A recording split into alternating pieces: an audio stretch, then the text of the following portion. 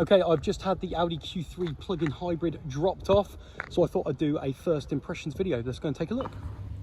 Okay, so the looks of Audi, if you're an Audi fan, you're gonna love the looks, aren't you? They get more angular and more aggressive as they release their newer cars. Now, this has been generation 2, so it's a 2019, not much has been done by it. You've got more angular lights, you've got noisy forklift truck over there, and this turbo blue has actually been discontinued, so I don't think it did too well. Now this is the black edition, and I've got to say I'm not in love with the rims. They're 19 inches.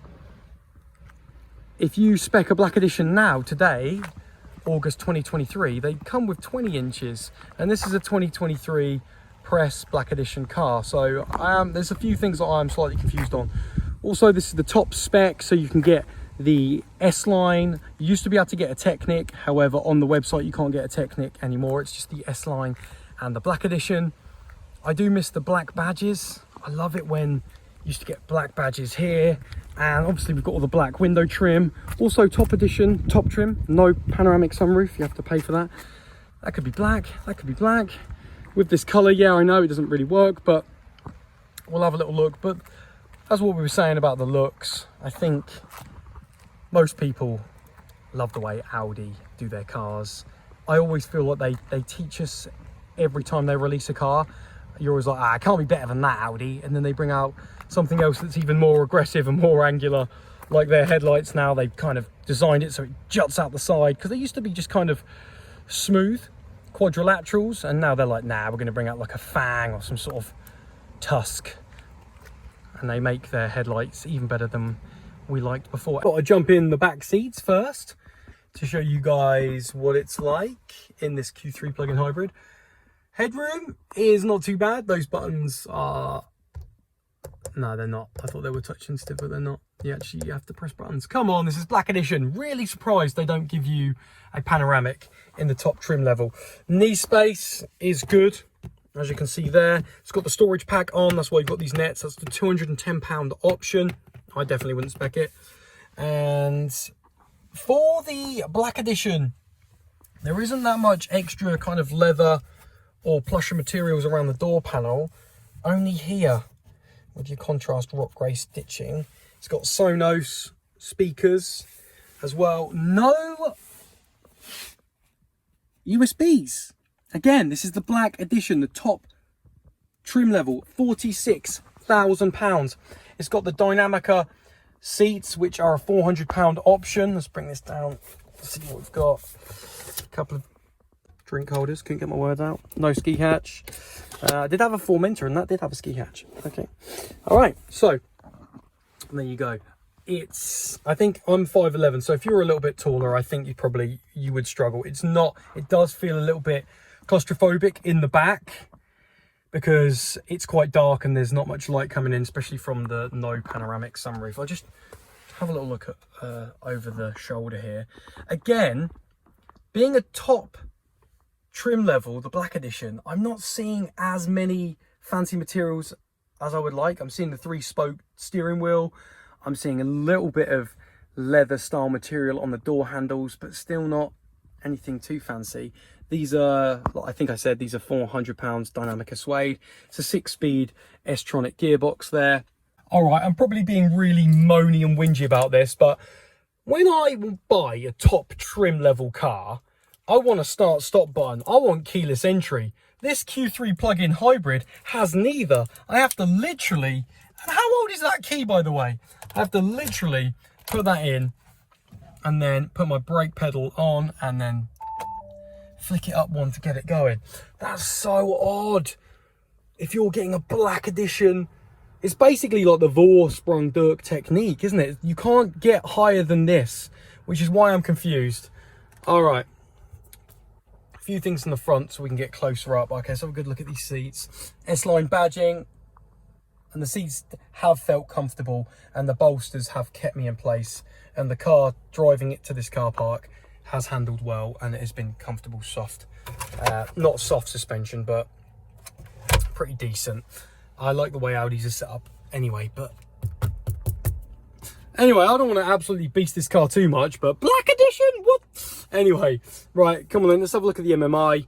This is very easy to use. Black piano gloss, inlays there, and in there are your lights, auto, and your fog lights.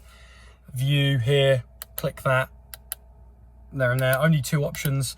I thought there would be some more options, but there isn't. To settings, and you go into display and brightness, and you can change your Audi virtual cockpit normally to some more styles, but you can't on this one. You can only change it to a power meter, which when I click that, it changes it that side, and that's it. But you still only get that and that as your view, which is annoying because I like my miles per hour in the middle.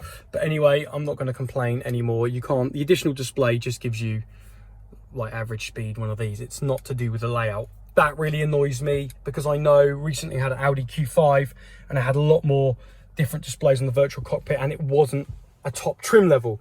All right, this is another point we need to talk about, the EV mode. So you've got 4 different EV modes. When I click that, you can have electric driving, just electricity, and I've got how many left? 12 miles. I've got auto hybrid, which does both. Battery hold, which means it's not gonna use any battery, so it'll just be completely internal combustion engine because it's going to maintain the charge. And then I'm going to do battery charge, which means you're going to guzzle your fuel to charge your battery, and that actually does work pretty well when I've used it. The cheapest way of using this vehicle is doing that and charging up at home. You have got a 13 kilowatt hour battery in this Q3 plug-in hybrid. There it is. And you get 27 miles of range in this Black Edition. As you go up through the trims, as in or down, the Technique gives you 30. It's got different options. Then the S-Line gives you 29.